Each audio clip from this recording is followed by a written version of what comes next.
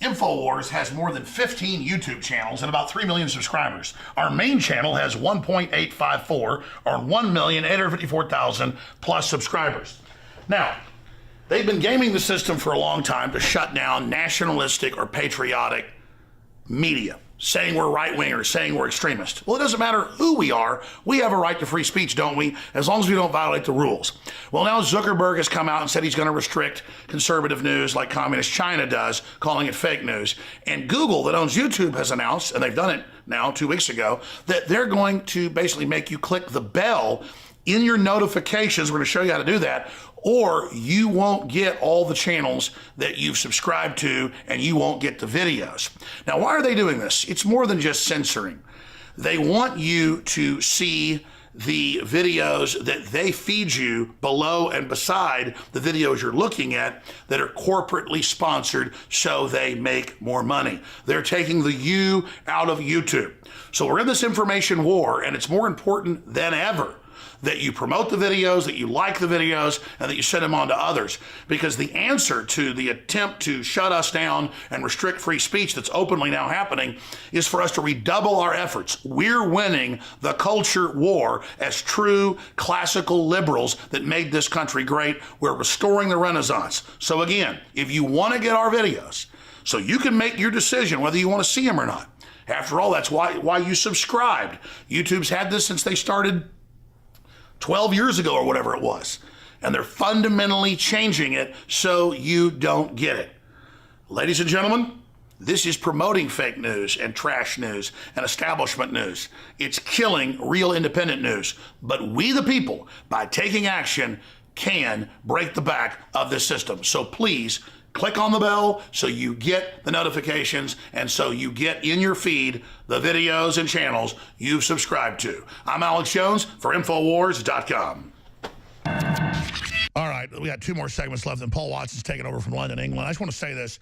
The real discussion going on with white people that I know that are successful in business and life, most of them are married to somebody of another, quote, race, just the human race, and a lot of them are, is, you know, whites are now 16th or 17th in mobility economically. Certainly you can say things were geared towards whites 50 years ago or whatever. But most white folks have gotten spoiled, or their kids are spoiled. That's why we're not upwardly mobile. It's you know, Christian Lebanese or Chinese or whatever that you see at the top of the chart. But they sell this idea that white people existing is why you're poor, instead of wanting to find out why there was so much wealth and get involved in free market. And that's the establishment wanting a permanent underclass. And they write white papers on it, they admit it. And that's what's so dastardly about this, is they claim they want you to be successful, but they really just want to control you. And so now the discussions are, well, the white people didn't have kids and aborted all their kids.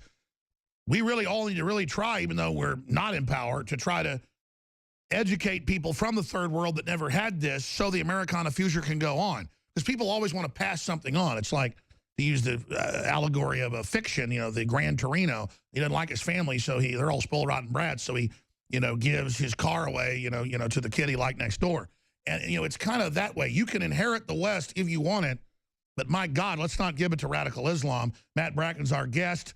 We should also probably give you his website as well, enemiesforeignanddomestic.com. The Gates of Vienna also is another great site that his work appears on. You can find his books. Ryan in Wyoming, thanks for holding. You're on the air. First of all, I just wanted to say I believe the answer is sovereign men and women and sovereign households becoming self-sufficient. And your store, your products, X2, water filters, everybody needs to get them. The point I wanted to bring up was the Tet 2 offensive. In December of 2015, there were hundreds of propane tanks that were stolen. Also at the same time, there were hundreds of cell phones that were sold. And I just wanted to get Mr. Bracken's and... Well, sure. Clearly, there are jihad bases all over the country as sleeper cells that I guess the left can just give its nod and they'll start blowing stuff up as like the secret army. Then they bring in martial law afterwards. But if Obama's going to do that, he's got 30 days. Thank you for the call. Great point, Ryan. Mr. Bracken, what do you say to that? Well, I can't rule anything out in terms of that timing, but if an attack of sufficient magnitude happens, even under President Trump, it really wouldn't be that much of a different outcome if there's, say, a grid attack, or even just a simple kinetic rifle attack against enough, power substations. Putting this country into a grid down scenario is going to be ugly no matter who's in charge. Same thing with crashing the economy. Some kind of a cyber attack that tanks out our banking system, destroys the EBT system. It won't matter if Thomas Jefferson or George Washington are in charge. There's not going to be an easy solution if the lights go out and our cities explode. And Soros has doubled the amount of money to domestic destabilization operations, showing they're planning something big. Right, and the media is going to continue to be their cheerleader. I mean, I'm watching the media, and the only time that you see anything like a hate crime are these fake hoaxes, the hoaxes, the hijab babes that always turn out to be hoaxes. Every case of Islamists being attacked in America turns out to be fake. But the media never shows that at all. Instead, they'll show some frat brother alleged incident like attacks on Islam at record levels. Yeah, exactly. It's totally sick. Well, they've been apologizing for the latest jihad attack. But the thing is, their power is slipping, and Drudge is right. You're right. Other people talking about this are right. The media is Assange, Julian Assange. He's certainly right. He says they have less and less credit. I mean, they just have no pertinence. They just aren't even on the radar. No, that's right. Your star is rising, and theirs is slipping. They just don't know it yet. It isn't a fun star to be rising, but we're doing our duty. It's the audience spreading the word, spreading the videos. People now realize. I mean, look, the globalists paint a total takeover of the country and basically re-education, telling us what words to use. So, of course, there was a resistance to that. And now, if the controllers want to go to the next level, my God, they are going to get their ass stomped.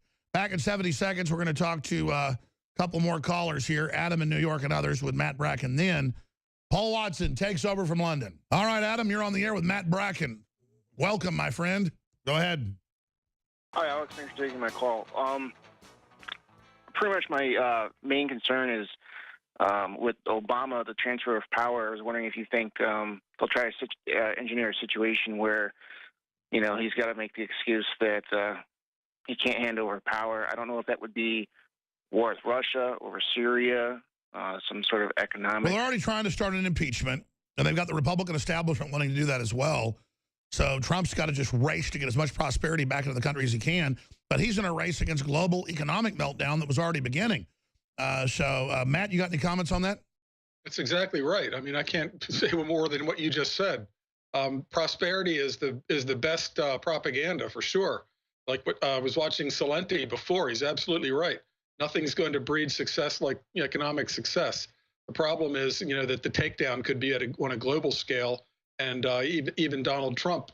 And no matter who's in charge, no matter what his great policies are, if there's a global economic crash, Trump will be called the Hoover. He'll be called, the person that brought on the crash, and Obama will be the wise man. That's why it's important to let Soros and the globalists and all of them know, the Davos crew, we're watching you. We know your tricks. You're going to be held accountable. Don't think you're going to run off during New Zealand during some civil war. We're going to make sure that you get in serious trouble. Yeah, as far as some trick where Obama ends up staying in, declaring martial law, I think that's completely out the door now at this point. And this is one of the things that by Trump acting so presidential so early, for example, with the carrier. Which they admit's never been done before. Right, and well, he's already in a sense the virtual president.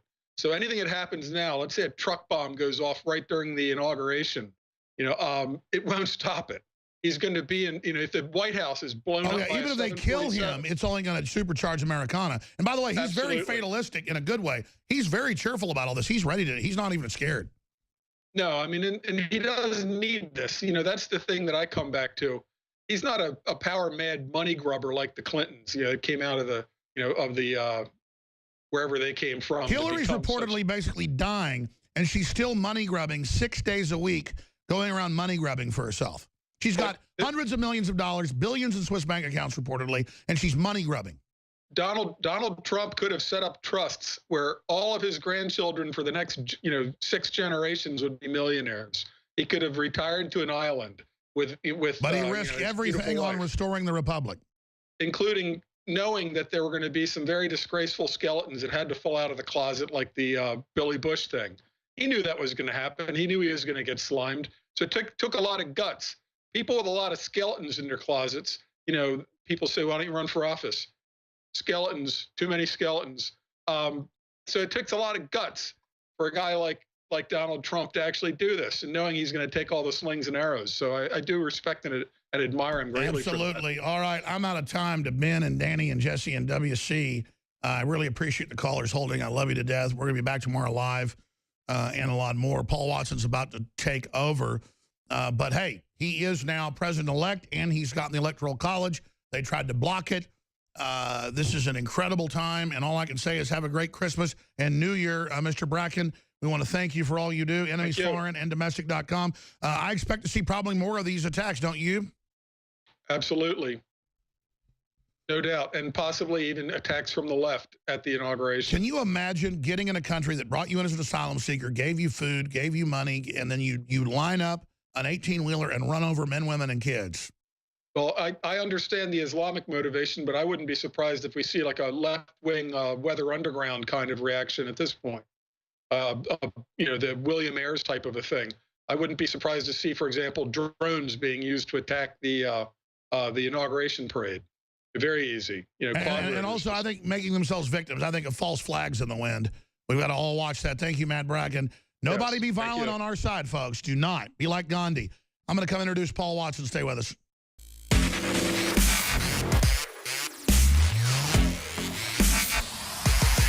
The Alex Jones Show, because there is a war on for your mind. Look, I'm not going to sit here and say, see, I told you so, that communist Chinese-style net censorship was coming to the web, because it's already here. It's being announced. The way you keep the internet open and free is you get involved more than ever.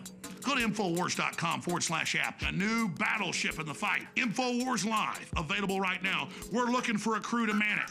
You going to sit down and play games and be a trendy? Or are you going to be part of history? Don't sit by and let the internet and free speech be stolen from you. Take action.